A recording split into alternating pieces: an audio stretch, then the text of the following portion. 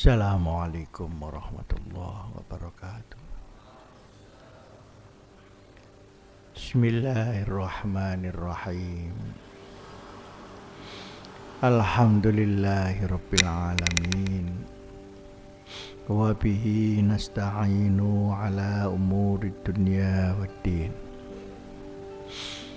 Wassalatu wassalamu ala asyrafil mursalin sayyidina wa maulana wa syafi'ina wa uswatina wa habibina wa qurrati a'yunina Muhammadin sallallahu alaihi wasallam wa ala alihi wa sahbihi ila yaumil qiyam.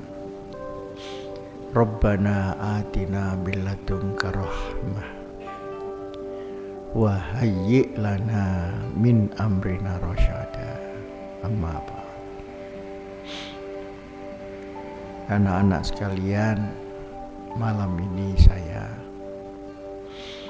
ingin memberikan petikan atau ulasan sedikit tentang ilmu tata negara. Sedikit saja saya cuplik. Bagian dari ilmu tata negara itu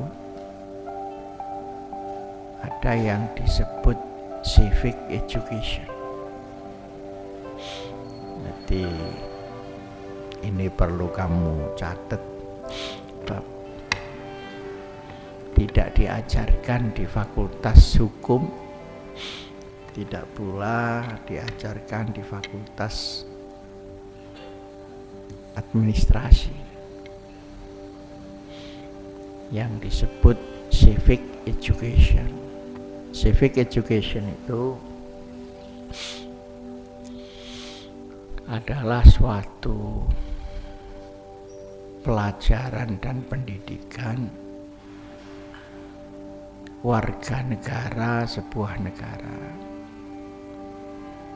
untuk mengenal, membela, dan memimpin negaranya. Itu merupakan bagian dari tata negara. Di negara-negara yang maju, civic education ini secara tertib dan edukatif diajarkan mulai anak itu mengenal pemikiran. Artinya mulai anak bisa berpikir. Rata-rata tingkat SD kelas 5 atau kelas 6 itu sudah dianggap anak itu sudah bisa berpikir dan mulai diajari civic education itu. Sehingga di negara-negara yang maju banyak sekali pemimpin yang tumbuh dari generasi muda, karena memang mereka siap untuk memimpin negaranya dan mengetahui masalah negaranya. Di Indonesia ini amburadul. Berkali-kali yang nyalon presiden ya Megawati radhiyallahu anha.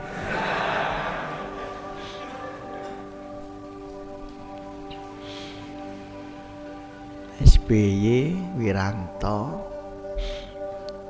Prabowo, Sutioso, orang-orang yang sudah kadaluarsa. Kenapa? Karena di Indonesia tidak diintensifkan masalah civic education itu. Di negara yang maju seorang presiden rata-rata umurnya 40 sampai 45. Presiden John Fitzgerald Kennedy itu memimpin jadi presiden Indonesia umurnya 42 tahun. Bung Karno memimpin Indonesia itu umur 44 tahun. Karena lahir tahun 1901 dan jadi presiden 1945.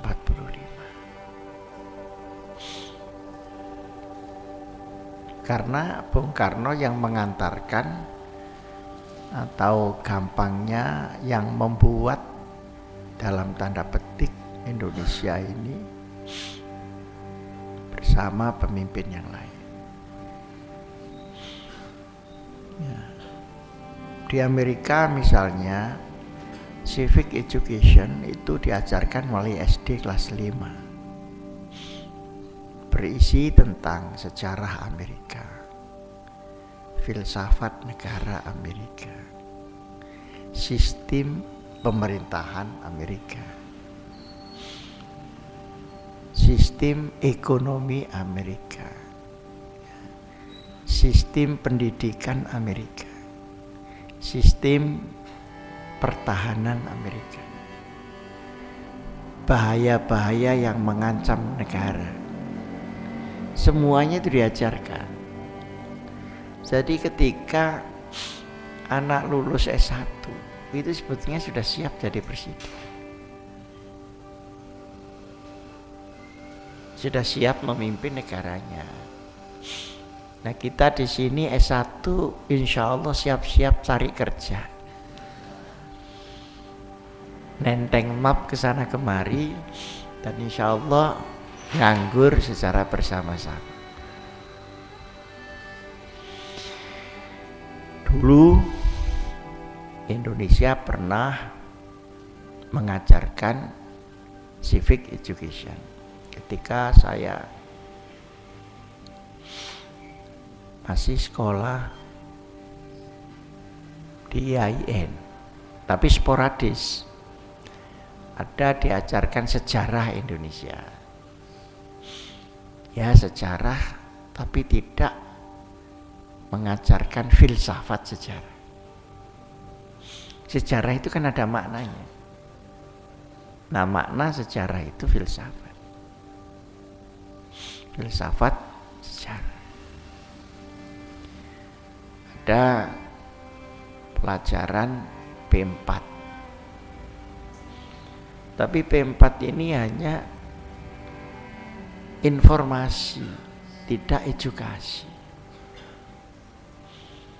Sehingga nasionalisme Indonesia itu kurang terbentuk. Nah, seharusnya setiap warga negara di suatu negara dia mengerti betul tentang masalah negaranya. Kamu kan tidak ngerti, ngertinya apa-apa sulit kan gitu. Tapi kenapa ini semua? Itu bangsa ini bingung, termasuk pemimpinnya. Sehingga pemimpin untuk menjadi pemimpin mesti harus membeli, minimal memperkenalkan dengan baliho, tidak berbuat jasa kepada bangsa. Supaya dia kelihatan jadi pemimpin,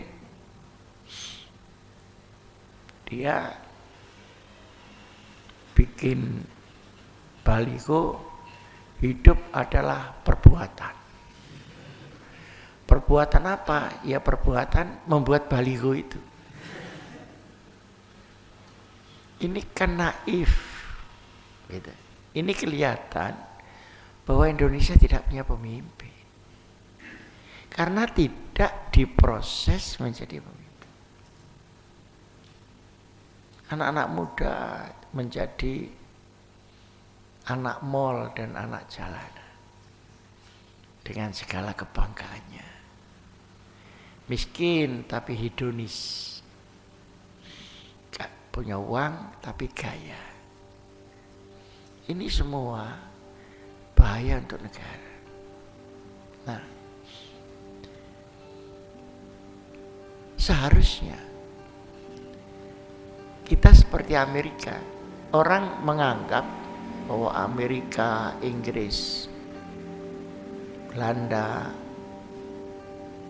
dan beberapa negara Amerika Latin, kita menyangka bahwa mereka tidak punya nasionalisme. Padahal terbalik, mereka itu ultra nasionalis. Mereka itu sangat mementingkan negaranya. Kalau ada satu orang saja serdadu Amerika ketelisut di Irian Jaya kok celaka, itu diurus sampai seluruh dunia karena faktor Amerikanismenya itu. Kalaupun Amerika tidak suka nasionalis, itu nasionalis negara lain karena tidak bisa dijajah oleh nasionalismenya dia. Inggris juga begitu. Inggris rule the wave. Inggris mengatur gelombang lautan. Negara-negara yang dijajah Inggris dilepaskan pelan-pelan tapi masih dalam protektorat atau perlindungan, protection. Atau paling tidak Commonwealth. Wealth artinya kemakmuran, jadi Commonwealth persemakmuran bersama antara negara yang terjajah dan Inggris yang menjajah. Nah, kesimpulan, tidak pernah ada bangsa yang bisa eksis apalagi jaya tanpa rasa nasionalisme. Jadi nasionalisme itu jangan dianggap sebuah partai nasional Indonesia yang gambarnya banteng segitiga, mau kampanye tidak jadi karena tidak punya uang. Itu bukan nasionalisme, adalah sikap kebangsaan, pembelaan terhadap bangsa, dan juga menuju bangsa yang jaya. Sikap itu namanya sya'biyah atau nasionalisme. Jadi harus nasionalisme itu, kalau negara mau maju, dia harus punya nasionalisme dalam arti substansial, bukan nasionalisme formatif seperti partai dan sebagainya. PDIP, Partai Demokrasi Indonesia Perjuangan, itu kan selalu terlihat tentang nasionalisme. Tapi di dalamnya itu yang nasionalis ya paling cuma Mega aja. Karena anaknya Bung Karno. Suaminya itu dapat dagang. Sama dengan Lim Sulio, sama. Juga pengurus dan semua aktivisnya, mereka tidak terdidik dalam civic education itu. Seharusnya civic education itu berisi pertama Indonesia, sejarah Indonesia. Harus, kalau tidak anak-anak kita limbung.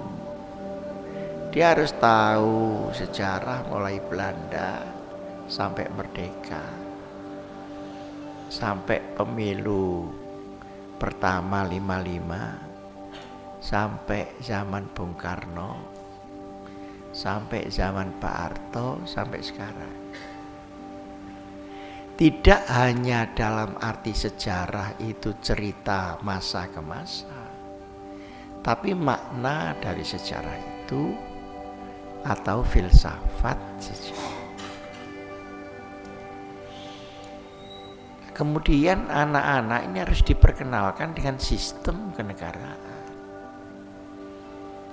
Sekarang kan tidak tahu, tahunya menjebur saja di situ, tapi sistem yang sedang kita pakai ini apa?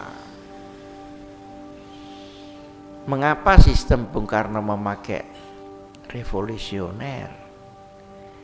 Pak Harto pakai demokrasi Pancasila yang dipimpin tentara.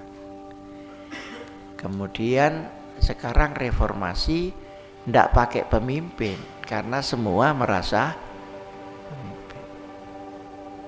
Pemimpin pun sekarang tidak memimpin tapi bermain. Sehingga rakyat ini merasakan sebuah permainan, bukan sebuah pimpinan. Selain sistem kenegaraan itu adalah di mana posisi ideologi negara. Gitu ya, tadi yang pertama tadi sejarah, yang kedua sistem kenegaraan. Sistem kenegaraan ini pertama kali negara itu harus punya ideologi. Nah, di negara yang agamanya satu, mono religion, seperti Timur Tengah, itu gampang. Ideologinya adalah agama itu, udah gampang aja. Jadi negara Islam.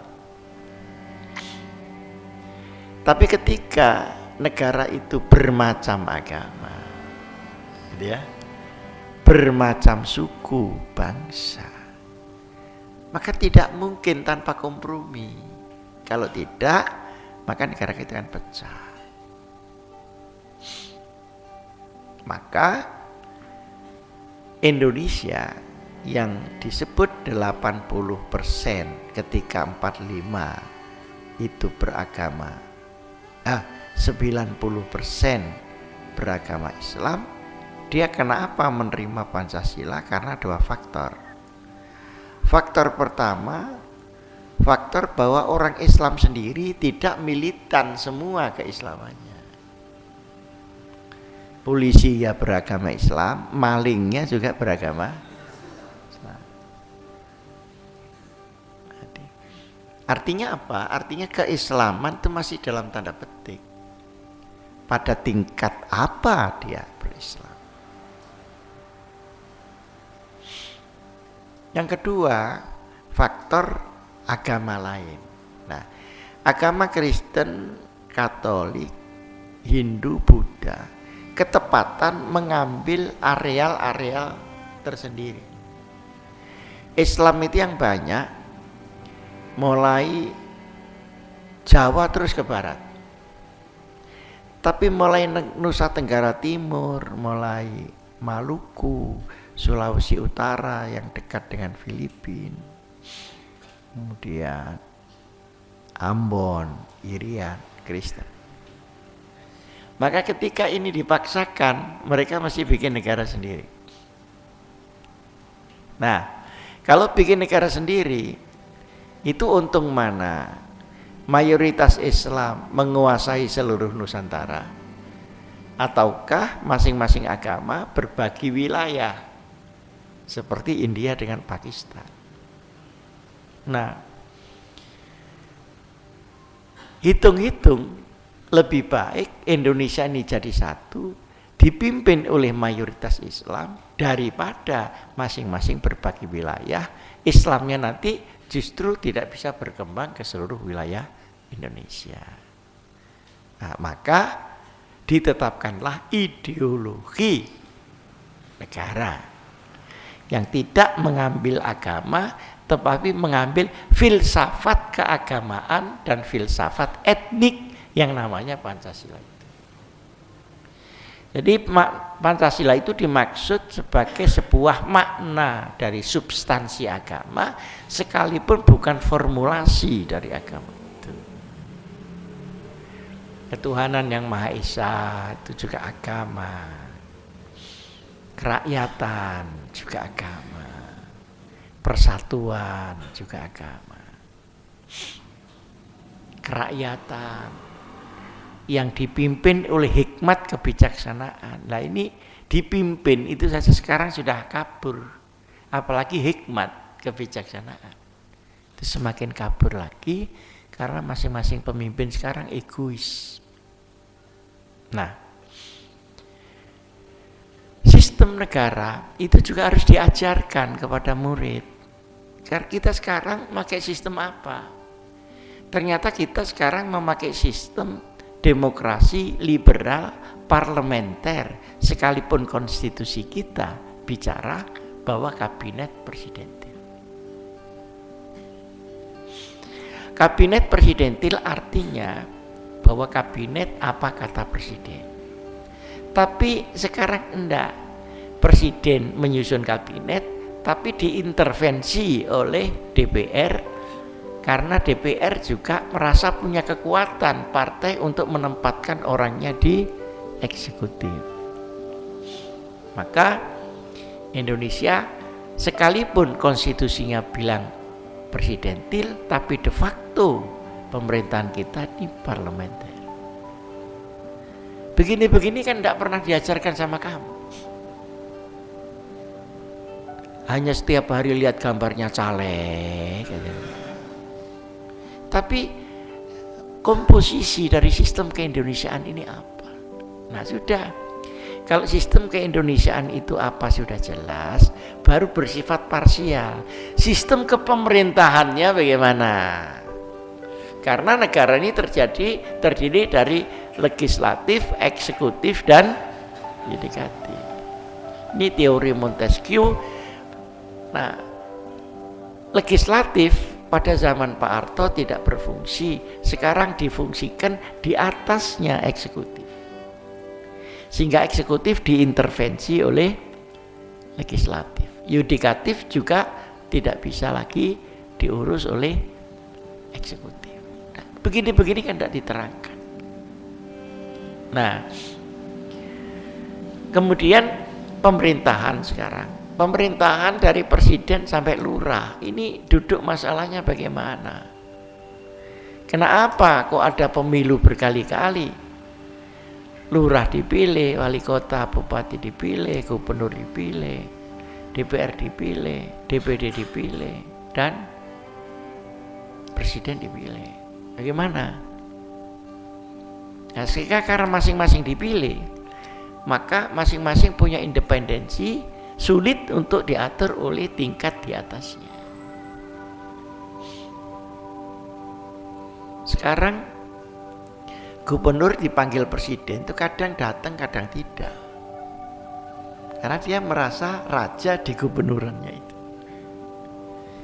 Bupati diundang presiden, dipidatoi tidur ya. Marah presidennya. Presiden pidato kok ditinggal tidur. Akhirnya bupatinya dibangunkan marah lagi karena kaget. Dan dibangunkan itu menurut dia melanggar hak asasi manusia. Jadi bisa dikenakan sanksi HAM. Ya kan ruwet. Lalu seorang presiden, nih coba kamu renungkan, seorang presiden seperti SBY menampilkan diri sebagai calon presiden, kan ruwet itu. Dia itu kan sedang jadi presiden, tapi menampilkan diri hari ini kan sebagai calon presiden. Dia turun tidak sebagai presiden, tapi sebagai ketua partai Demokrat. Ya akhirnya bupati, gubernur yang tidak separtai yang gak menyambut. Sementara wakil presiden kemana-mana tidak sebagai wakil presiden, tapi sebagai ketua Golkar. Nah yang Demokrat juga nggak mau nyambut. Nah jadi sistem di eksekutif kita sendiri itu amburadul. Maunya demokrasi, tapi karena lebih daripada ukuran yang ada desintegrasi dan individualisasi. Demokrasi itu mestinya kan musyawarah, tapi masing-masing punya pendapat, tapi kan harus disatukan, mufakat. Nah, sekarang dipakai individual, orang sendiri-sendiri, jadi hilang sifat gotong royong itu. Nah, itu di tingkat eksekutif. Jadi banyak bupati didatangi presiden, menghindari itu banyak.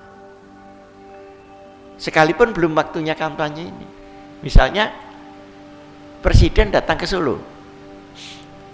Nah, presiden ketika itu masih sebagai presiden ya, tidak sebagai ketua Demokrat. Kalau kampanye ini kan sebagai ketua Demokrat. Itu wali kota Solo nggak mau nemui karena wali kota Solo itu paling promek, paling pro Megawati lah. Megawati itu musuhnya SBY. Jadi di situ presiden tidak disambut oleh wali kota. Nah, pemerintahan yang begini ini apa sehat? Kan tidak sehat. Dari mana tidak sehatnya itu? Karena kekuatan ini diberikan kepada partai politik dan partai politiknya terlalu banyak. Masing-masing partai politik dia mempunyai pejabat dan penguasa masing-masing, sehingga antara satu penguasa dengan penguasa lain justru disekat oleh partai politik yang tidak sama. Nah, itu sistem eksekutif. Nah, sistem yudikatif kita ini juga ada peradilan reguler, ada peradilan irreguler. Peradilan reguler itu ya seperti pengadilan negeri, pengadilan tinggi, Mahkamah Agung. Tapi ada pengadilan irreguler seperti tipikor, seperti MK,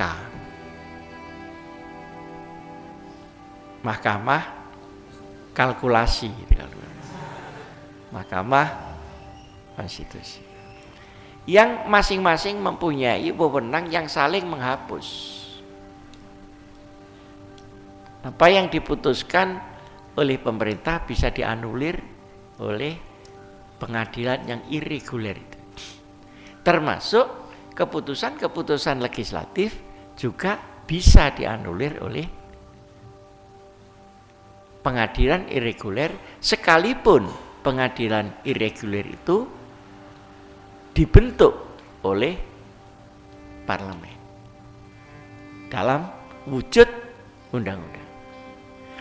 Jadi ruwet ini keadaan reformasi kita ini ruwet. Saya tidak tahu ini import sistem ini dari mana. Tidak ada negara setahu saya ya yang sistemnya ruwet seperti kita, tidak ada.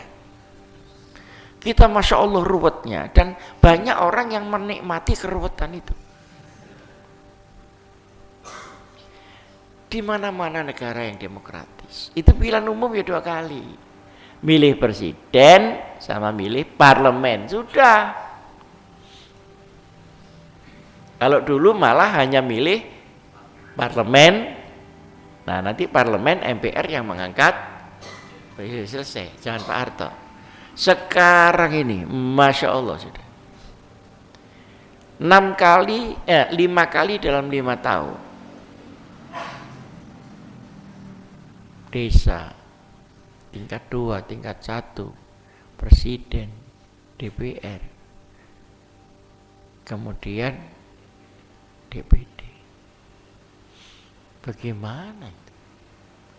Akhirnya masyarakat ini selalu diajak berpikir tentang kekuasaan, tapi tidak pernah berpikir bagaimana menggunakan kekuasaan itu untuk kesejahteraan rakyat. karena waktunya mepet. Nah, ini semuanya gambaran bahwa sistem kenegaraan, sistem demokrasi, sistem pemerintahan, sistem legislasi, sistem yudikasi, serta sistem kepolitikan kita ini rumit. Nah ya, rumit. Sistem politik ini dalam ilmu kenegaraan selalu akan membawa dampak kepada ekonomi.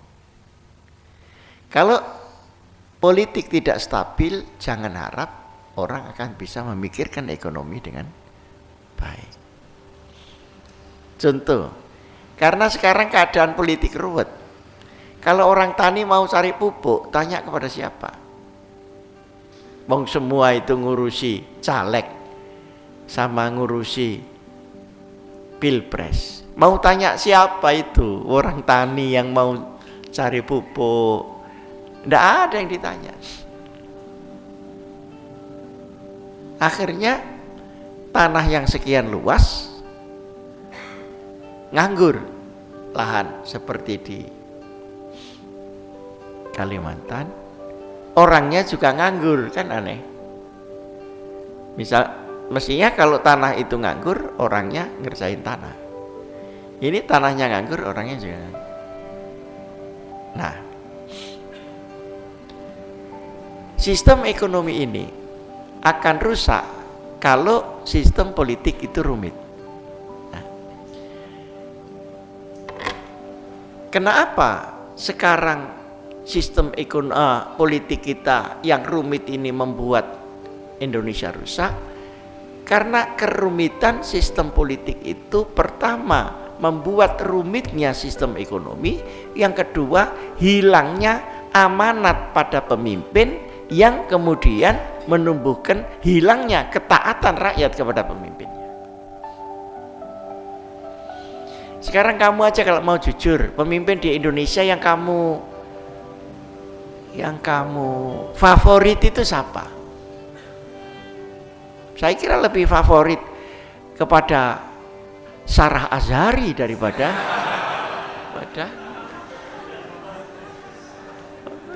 paham apa enggak ya maksud? Kalau dulu Jan Bung Karno, kita bangga dengan Bung Karno-nya, kan gitu. Jangan Pak Harto masih lumayan, saya hormat kepada Pak Harto. Sekarang, ayo, ada siapa? Tidak ada. Ya, itu paling Ayu Azhari, itu aja favorit. Akhirnya banyak artis yang jadi legislator. Dedi Mizwar mau jadi presiden lah, Dedi Yusuf wakil gubernur lah, Saifullah Yusuf jadi gubernur lah, begitu. Soekarwo itu sudah tidak favorit plus. Jadi jenenge tok sudah tidak masuk itu loh. Soekarwo itu kok seperti jenenge wayang itu loh ya. Gatot Kaca. Jadi hilangnya pamor ya, mengakibatkan hilangnya pamor dari penguasa dan pejabat atau pemimpin. Nah, hilang pamor ini pertama karena faktor sistem tadi yang ruwet, di mana dia tidak direken sama gubernurnya. Kalau presiden, gubernur nggak direken sama apa? Bupatinya, bupati juga nggak direken sama lurahnya. Sekarang lurah punya kumpulan sendiri, bisa melawan bupati, bagaimana? Iya kan? Nah, itu karena sistem. Yang kedua karena hilangnya amanat. Yang berat itu hilangnya amanat karena ini masalah substansial. Kalau masalah sistem itu masalah yang sistemik. Sekarang pemimpin mana yang amanat? Ya, kalau kita lihat pejabat itu bayangan kita orang yang punya uang, kemudian nyalon, setelah jadi dia harus cari uang untuk baliknya dan sebagainya. Itu pikiran rakyat kepada kalau melihat seorang pejabat. Dulu zaman Pak Harto kan enggak. karena sistem ini linier dari atas ke bawah seret ini, maka pejabat di atas berwibawa kepada bawahnya, berwibawa kepada bawahnya. Hingga dulu saya kalau waktu zaman sebelum reformasi, kalau RT RW di Cengkaraya mau kedatangan wali kota saja, wah itu udah bikin bendera kita. Malu mau ditinjau sama Pak Wali. Wah, kita siap-siap. Begitu wali kota datang, kita sambut Pak Sugiono ketika itu. Nah, sekarang wali kotanya siapa namanya? Hah? Penny S. Itu kalau nulisnya enggak pakai titik bisa dipanggil penis itu.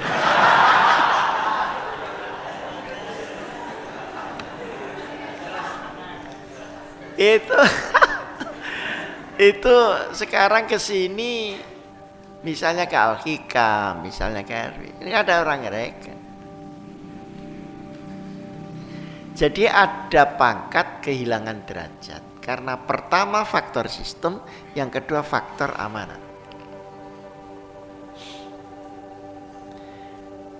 Dulu saya masih kecil, masih lulusan dari pondok, belum sekolah.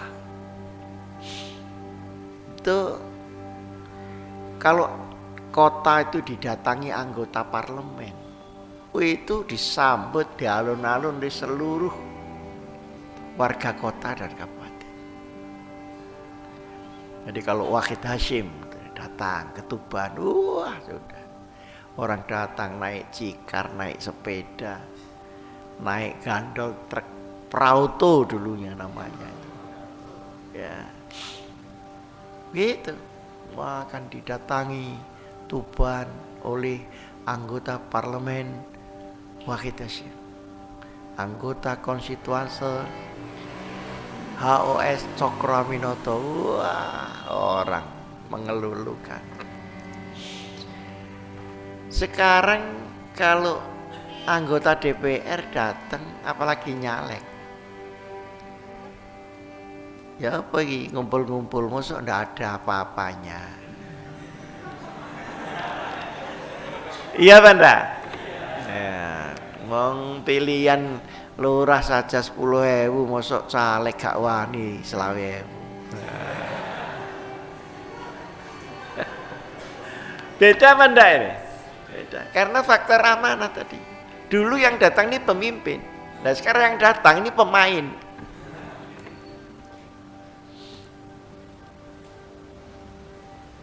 Akhirnya apa?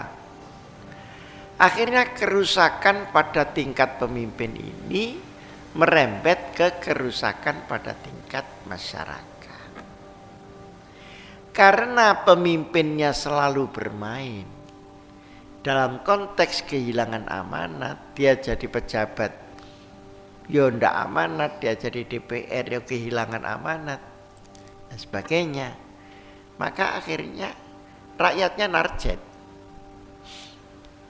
Saya tuh pernah pidato marah-marah di Rungkut.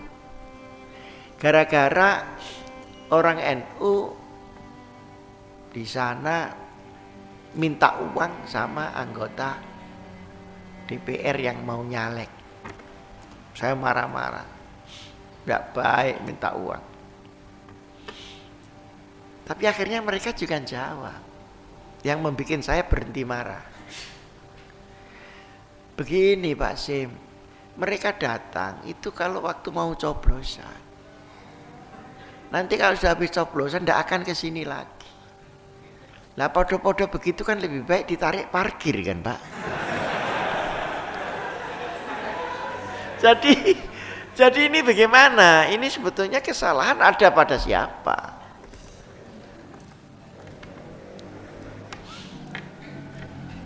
Sekarang saya ini ketua PP. Anggota-anggota PP itu banyak yang nyalek. Setiap hari SMS saya minta untuk dikirim sumbangan dana amunisi. Dikiranya saya ini orang kaya. Ya kadang-kadang kalau pas saya punya uang dari ceramah dikasih, saya kirimkan dialah, kasihan. Akhirnya mereka membentuk ICMI, Ikatan Caleg Miskin Indonesia. Jadi caleg yang tidak kuat bayar. Nah, anak-anak perhatikan nih baik-baik. Kelihatannya ini masalah sederhana, tapi sebenarnya fenomena caleg, capres yang kehilangan amanat paling tidak dalam persepsi rakyatnya. Terus rakyatnya mau nyumbang kalau dikasih uang. Ini dalam satu tahap lagi akan membahayakan negara. Bagaimana nalarnya? Ini.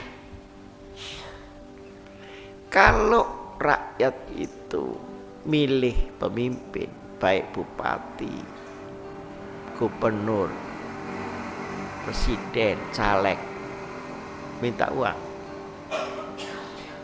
maka akibatnya adalah tidak ada orang mampu menjadi pemimpin kalau uangnya tidak banyak.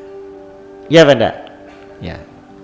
Sedangkan dalam kondisi Indonesia miskin, siapa yang punya uang banyak? Apa iya orang yang jujur, orang yang bekerja secara halal, dia punya uang sebanyak itu kemudian dibagi-bagikan kepada orang? Kan tidak mungkin. Yang mungkin adalah mereka yang mempunyai uang banyak dan orang yang punya uang banyak yang mampu dibagi-bagikan, itu bisa dihitung uang dia ini halal murni apa campuran syubhat atau subhat saja atau seadanya uang sekalipun dia hot money. Atau mungkin dia orang yang dibrokeri oleh cukong. Baru bisa. Misalnya wali kota nyalon di-back sama Iwan. Nah, Iwan ini yang nyili duit, ini kok baleno. Kalau itu terjadi, artinya apa? Pemimpin yang timbul adalah pemimpin yang dalam tanda tanya mengenai karakternya.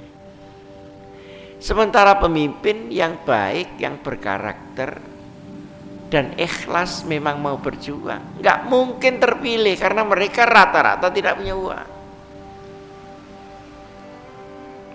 Maka Indonesia akan dipimpin oleh pemimpin-pemimpin yang rata-rata ruwet karakternya. Nah, kenapa terjadi begitu? Ya karena rakyatnya sendiri minta uang. Tapi kalau rakyatnya disalahkan tidak mau. Karena ini datang sini ke pendak coblosan Pak Sim. Mari ngono minggat daripada nyangoni kere minggat. Lebih baik kerenya yang nyangoni saya. Nah, akibat selanjutnya adalah timbulnya broker-broker di dalam masyarakat. Jadi masyarakatnya mungkin butuh sembako saja, tapi orang yang mengkoordinir maklarnya ini kan mintanya mobil, mintanya ini, mintanya. Maka terjadi bisnis dan manipulasi politik dan amanat secara besar-besaran dan bersama-sama. Maka satu tahap lagi pertanyaannya adalah siapa yang memimpin Indonesia? Nah, kalau sebuah negara dipimpin oleh orang yang berkarakter seperti itu, sementara sistemnya ini tidak sehat, maka kita bisa memperkirakan apa yang dilakukan oleh pemimpin itu terhadap rakyat.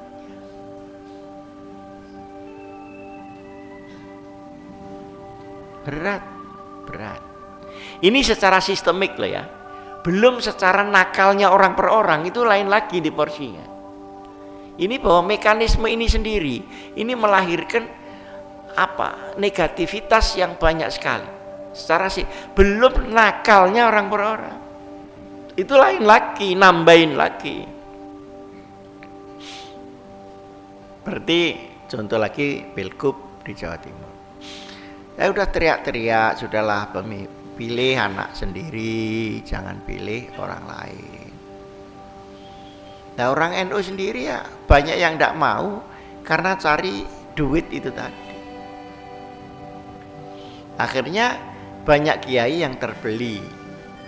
Sementara yang tidak terbeli ini dikalahkan juga dengan kecurangan. Jadi yang sebagian dikalahkan dengan uang, yang sebagian dikalahkan dengan kecurangan. Tapi karena kecurangan ini dibutuhkan oleh pemimpin di atasnya, maka kecurangan ini menjadi terlindungi oleh hukum. Ya sekalipun sekarang rame-rame curang, karwo begini-begini, ada polisi yang tidak tahan, akhirnya membongkar. Tapi yang tidak tahan kan cuma satu, yang menikmati kecurangan kan semua selain satu itu. Nah, apalagi kalau presidennya berkepentingan untuk ini jadi karena untuk mencari suara pada pilpres yang akan datang. Nah, dengan begitu maka ketika dibongkar kecurangan, orang akan berusaha melindungi.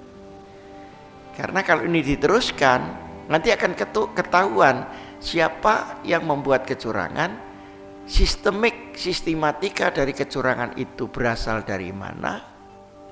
Ini nanti akan ketahuan. Nah kalau ketahuan, kredibilitas dia akan rusak, maka harus ditutup rapat-rapat. Nah ini satu bukti kan. Satu bukti bahwa dengan sistem seperti yang tadi saya ceritakan, melahirkan pemimpin yang tipe karakternya seperti ini. Tipe karakternya seperti ini. Jadi lain Indonesia, lain Jepang. Jepang itu kedengaran saja bahwa dia salah, itu sudah mundur, Pak. Ya, tapi itu Jepang bukan Indonesia. Kalau di Jepang, seorang pejabat yang diduga oleh rakyatnya curang, itu harakiri, bukan mundur. Bunuh diri.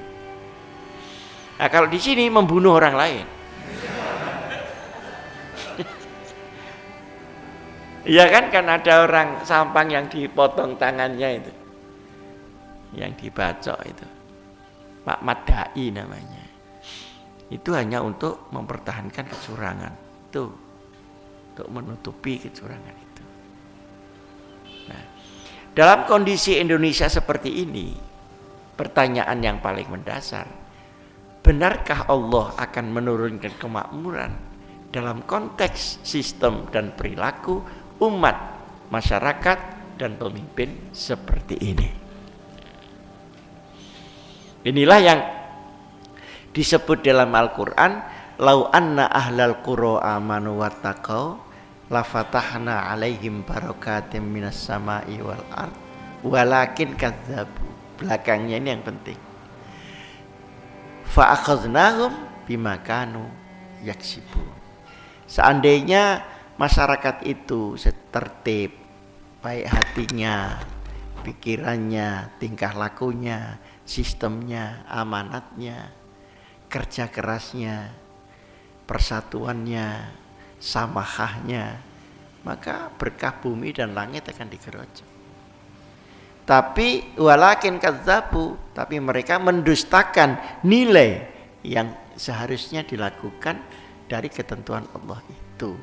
Maka fa akhadnahum bima kanu yaksibun, Allah akan memberikan rapot kepada mereka sesuai dengan kelakuan dan tingkah lakunya masing-masing. Jadi kalau kita miskin, itu ya rapot kita ya memang itu. Gaya-gaya. Saya itu kalau lihat televisi sedih isinya itu. Cuma orang gembira yang dibuat-buat, padahal dia kelihatan tidak gembira karena tidak punya uang. Tapi sambil keplok-keplok gitu kan, sementara bisa hilang. Jadi ada kamuflase kesenangan di sini. Isinya hiburan di televisi sama sekali tidak mendidik. Nah, dalam kondisi Indonesia seperti ini tentu berat karena kita kehilangan substansi. Ya mudah-mudahan capres-capres nanti bisa memperbaiki Indonesia. Tapi ternyata capres itu terbukti tidak bisa sudah. Iya kan? Sekarang SBY kan ya sudah mimpin 5 tahun sama JK ya begini ini. Nah, Mega, ya sudah seperti yang kemarin. Gus Dur tambah bulat lagi itu. Di sana mengkampanyekan PDIP, di sini mengkampanyekan Gerindra, nanti ke sana PDIP. Jadi ini jurkam lintas partai. Ya Allah, ini bagaimana gitu. Jadi ini mungkin, nah saya katakan mungkin ya, mungkin ini yang di dalam Quran disebut ma'isyatan dongka. Jadi satu peri kehidupan yang sesak, menyesakkan. Dongka di sini artinya itu sesak dalam kelapangan. Jadi orang yang sumpek dalam ruang yang lapang. Itu dongkun. Jadi di rumah besar tapi sumpek. Ada yang rumahnya kecil, hatinya lapang. Tapi sekarang yang banyak rumahnya sumpek, hatinya tambah sumpek lagi. Karena tidak kuat bayar listrik. Ono bebek loro ilang dek kapisan. Rumahnya amburadul. Akhirnya bunuh diri. Jadi yai asu mirauhillah. Ini semua. Jadi apa yang ada di Quran itu sebetulnya adalah fakta. Jadi apa yang disebut di Quran itu mesti ada contohnya. Karena Quran itu etalase kehidupan. Tidak mungkin di Quran disebut tidak ada contohnya, tidak mungkin. Kalau disebut di situ ada kafirin, mesti ada kafirin itu. Tidak tahu siapa orangnya. Munafikin, fasikin, hasidin. Ada ma'isyatan dongka, ada barokati minas sama'i wal ard, ada kesengsaraan, ada itu semuanya akan ada gitu. Tinggal kita memilih posisi itu di mana. Itu yang dunia. Belum fakta alam barzakh juga disebut di Quran. Tapi besok kalau kita sudah mati, kalau belum ya nggak bisa dipaksakan datang sekarang karena videonya belum nyampe. Itu. Kalau video belum nyampe dipaksakan kan rewind itu. Akhirat bagaimana faktanya juga disampaikan. Tapi belum, tapi fakta, tapi belum. Fakta-fakta yang dulu-dulu zaman Romawi, zaman Assyria, zaman Parau itu kan disampaikan juga zaman Nabi Yunus, zaman Nabi Yusuf, zaman Adam. Jadi Quran itu ya memang nggak mungkin ditiru. Bagaimana ditiru? Ada orang bisa menceritakan alamin yang serba alam, kan nggak mungkin. Mana ada seorang cendekiawan terus menggambarkan alam kubur sebelum dia mati. Ya kalau sampai memaksa diri sebaiknya dia dikubur sekalian saja. Bagaimana seorang ilmuwan mau menggambarkan alam jin, alam setan? Tidak mungkin kecuali dia setannya sendiri. Jadi nggak mungkin lah itu Quran lalu ditiru. Gitu. Kan tantangannya kan sudah ada. Jadi fi raibim mimma nazalna ala abdina fa'tu bi suratim min misli wad'u syuhada'akum min dunillah in kuntum shadiqin. Ya, kalau kamu ragu ya cobalah bikin seperti di Quran. Enggak usah satu Quran lah, satu ayat saja. Nanti kan ketahuan. Bener apa enggak bahwa itu sama dengan Quran? Lau ijtama'atil jinnu wal ins ala ayatu bimisli hadzal Quran la ya'tun walau kana ba'duhum ala ba'd zahira. Jin sama setan ngumpul mengadakan muktamar bersama-sama. Jin dan manusia bikin seperti itu tidak bisa. Kenapa? Ketika dia harus mendeskripsikan alam lain, dari mana pengetahuannya dia? Ketika kamu dan saya ini ngumpul semua mau mendeskripsikan alam barzakh, gimana caranya? Tidak mungkin. Mau mendeskripsikan alam yang lalu, alam-alam yang gaib, alam yang akan datang, mana mungkin? Tidak mungkin. Semua tidak mungkin. Karena semua bagian dari al-alamin, bukan keutuhan dari al-alamin. Tapi orang-orang yang liberal sekarang suka menghina Quran. Saya kemarin didatangi anak ke PBNU sana lapor.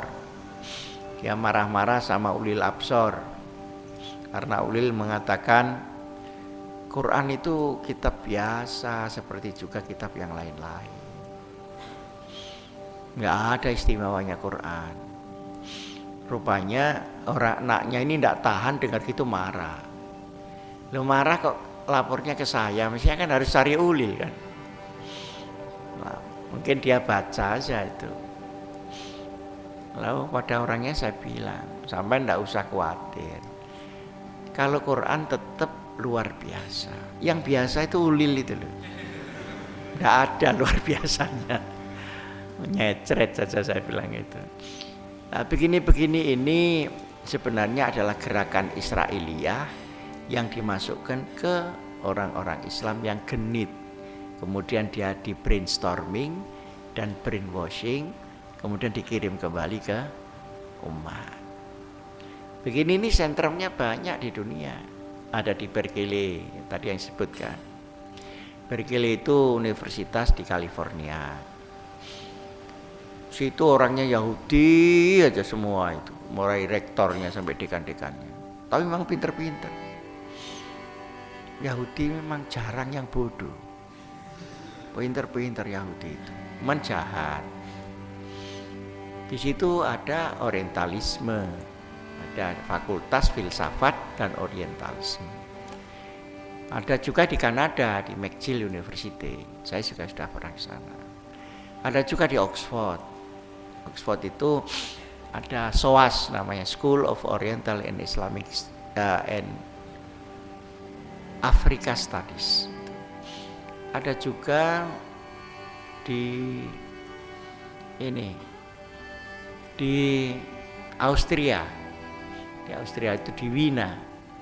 Di sana juga ada Islamic Studies yang itu sebetulnya hanya mempelajari Islam sebagai bagian dari fenomena, bukan bagian dari keyakinan. Di SOAS itu banyak orang yang hafal Quran tapi tidak Islam. Coba, luar biasa. Kamu Islam, baca Quran belum jelas. Sana sudah hafal Quran belum Islam. Itu. Jadi mereka lah yang mengarrange semuanya untuk merusak tata nilai baik dalam akidah, teologi Islam maupun syariah atau Islamic law. Ini melalui orang-orang Islam sendiri yang di brainstorming. Saya berbahaya, saya katakan ini berbahaya.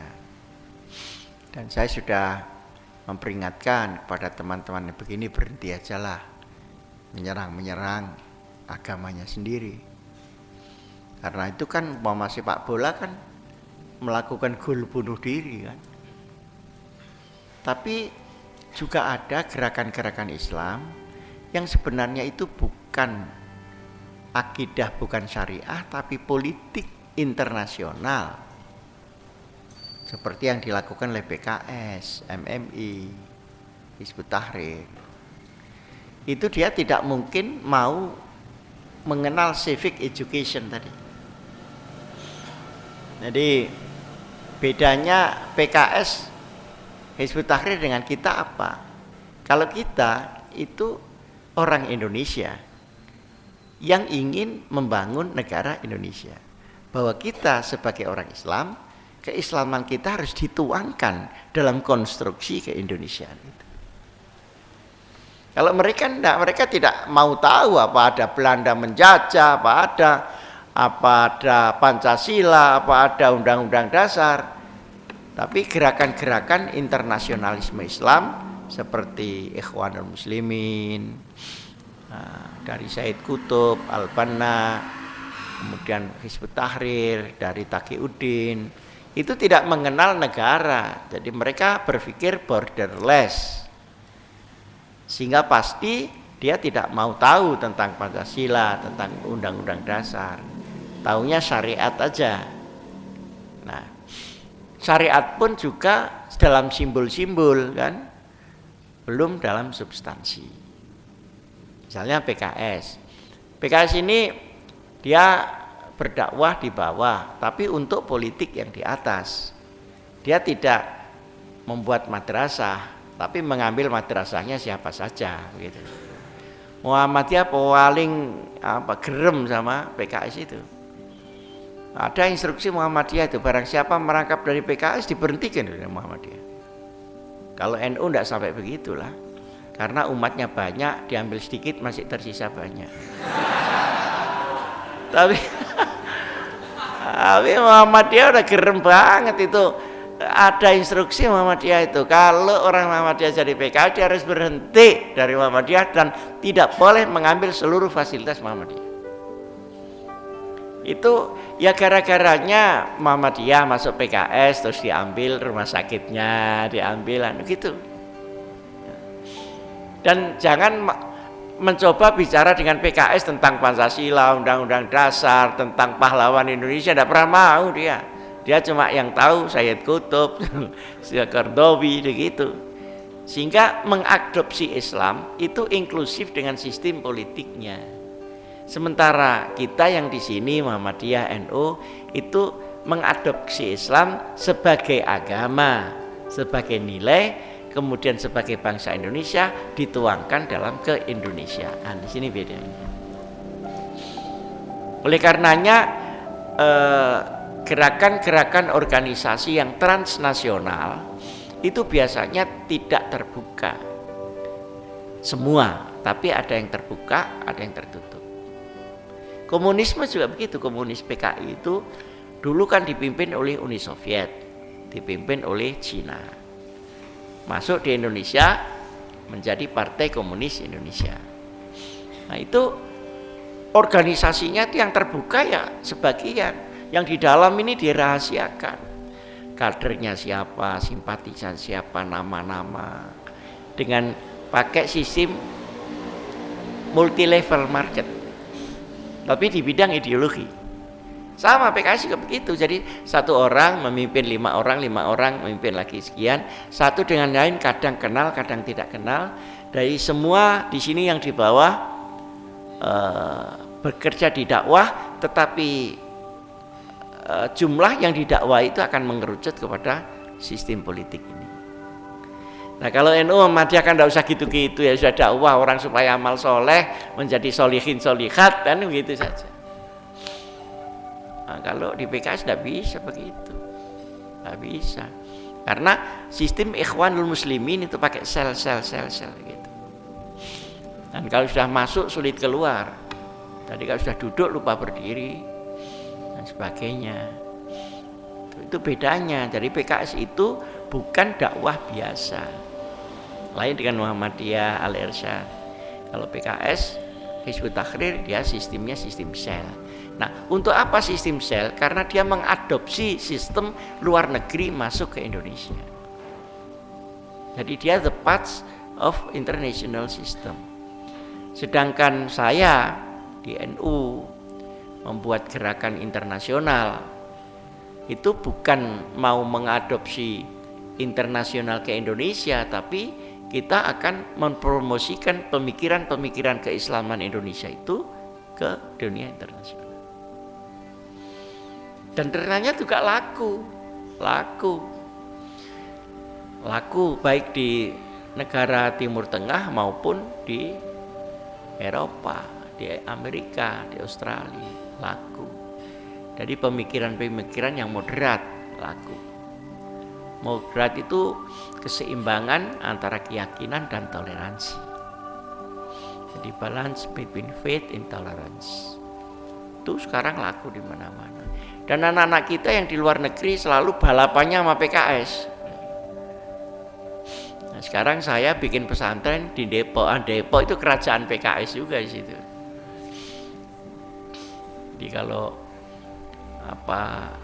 PKS itu tapi dengan Hizbut Tahrir, dengan ini agak beda posisinya, bukan beda mindsetnya sama. Cuman kalau PKS itu dia mengikuti alur demokratisasi yang ada, sementara kalau Hizbut Tahrir itu menggunakan pressure massa. Itu sebetulnya bukan karakter Indonesia, itu kan baru datang setelah reformasi ini, setelah konflik antara Barat dan Timur dalam Clash of Civilization yang dikemukakan Huntington itu. Sebelumnya kan tidak ada begitu yang takbir di tepi jalan Allahu Akbar, terus ngerusak gedung, ngadepi polisi, terus polisinya bilang sami Allah liman hamidah. Tidak ada, sekarang mulai ada. Oleh karenanya saya minta Al-Hikam ini belajar agama aja lah. Nggak usah masuk sel-sel begitu, nanti kamu terjebak yang tidak karu-karuan. Dan saya yakin satu ketika yang menggunakan sel-sel itu akan bertabrakan dengan NKRI. Satu titik nanti, sekalipun tidak sekarang. Sekarang kan belum ketahuan karena belum besar. Tapi kalau sudah besar, dia sudah berani, mesti nabrak begini. Ya, NKRI-nya lah. Ketika tabrakan itu, saya kira mereka akan kalah. Karena posisinya ini tidak mungkin bisa mayoritas. Posisinya itu mesti posisi minoritas, karena tidak ada mayoritas militan, yang ada militan minoritas. Ini semuanya kamu harus ngerti gitu, sekalipun tidak terjun. Jadi sekalipun tidak politisi tapi ngerti civic education. Nah, nanti ini tanggal 9 mau ada coblosan pileg. Itu ruwet. Partainya saja 40 berapa. Jadi subhanallah saja habis sholat itu cuma 33. Ini partai kok berapa? 40. Buat wiritan kan banyak partainya, ada subhanallahnya. Ya Allah. Lalu lebih sulit lagi karena orang harus cari partainya dulu, terus cari orang. Mana yang kan berat ini untuk orang-orang desa yang mungkin buta huruf. Dan orang ini pun juga kita tidak kenal siapa dia kan. Kita hanya kenal partainya. Nah, untuk memperkenalkan itu gambarnya ada di mana-mana. Jadi seluruh pohon di Indonesia ini sekarang panen buahnya sama gambar pileg. Jadi pohon bisa beda tapi buah gambar pileg itu sama. Jadi apapun partainya, apapun pohonnya, buahnya tetap gambar caleg. Nah, itu luar biasa. Dan itu gambar-gambar itu sebetulnya calegnya salah paham. Gambar itu nanti dicoblosan kan tidak ada gambarnya, kan tidak bisa dicocokkan, kan kelihatan kalau orang bingung. Itu pun belum lagi yang caleg miskin Indonesia itu tadi. Jadi Masya Allah, ini nanti ke depannya satu step lagi akan jadi seperti apa, itu sulit saya membayangkan. Padahal mereka yang nanti akan jadi parlemen kan, mereka yang akan jadi DPR provinsi dan mereka akan jadi DPR kota. Dalam kondisi seperti ini, lalu bagaimana outputnya? Tapi sebaiknya kamu ya nyoblos saja lah. Ya, nyoblos apa? Ya siapa yang dikenal aja. Karena partai juga akan diberikan kepada orang. Jadi ya nyoblos orangnya aja. Mana yang kamu cocok, sebagainya, ya sudah terserah. Asal kamu yakin bahwa dia bisa diberi amanat. Karena kalau tidak, kamu juga dosa. Orang dipilih punya mas'uliyah, tanggung jawab pada Allah, yang memilih juga punya, sama loh. Jadi pilihlah dari partai-partai yang Islam nasionalis. Nah, nanti lalu dicari orangnya yang pantas gitu. Tapi banyak juga orang yang milih artis saja semua gitu, karena bosen delok wong lanang gitu loh. Tapi di situ kan tidak ada gambarnya. Yang ada gambarnya kan di tepi-tepi jalan. Jadi ini yang saya maksud keputusan MK yang merumitkan. Jadi proses dari partai ke orang ini merumitkan dan membuat mereka bersaing internal partai itu. Iya kan? Karena sama-sama konstituennya sama, marketnya sama, mereka harus cari banyakkan suara, maka sesama PKB juga bersaing, sesama PKNU juga bersaing, sesama P3, sesama Golkar juga bersaing, di samping bersaing lintas partai. Maka mungkin Gus Dur ini adalah contoh dari keruwetan dari sistem itu, etalasinya ya Gus Dur itu. Jadi ya kampanye lintas partai, sak kedengarannya kadang-kadang ya bilang suruh golput, kadang-kadang suruh orang nyoblos PDI, kadang-kadang nyoblos Gerindra, ya mana yang ingat aja lah. Jadi pendapatnya Gus Dur itu sesuai dengan tanggalnya. Nah begini ini kan bagaimana, pemimpinnya seperti itu, sistemnya seperti itu, rakyatnya sedang miskin, gimana? Ya mudah-mudahan Allah melindungi Indonesia ini. Allahumma sholli ala sayyidina Muhammad wa sallim radhiyallahu anhu sahabat Rasulillah ijma'an walhamdulillahirabbil alamin. Rabbana hab lana min ladunka rahmah wa hayyi' lana min amrina rashada. Rabbana la tu'akhidna in nasina wa akhtana rabbana wa la tahmil 'alaina isran kama hamaltahu 'ala alladziina min qablina. Rabbana wa la tuhammilna ma la taqata lana bihi wa'fu 'anna waghfir lana anta maulana wansurna 'alal kafirin. Rabbana zalamna anfusana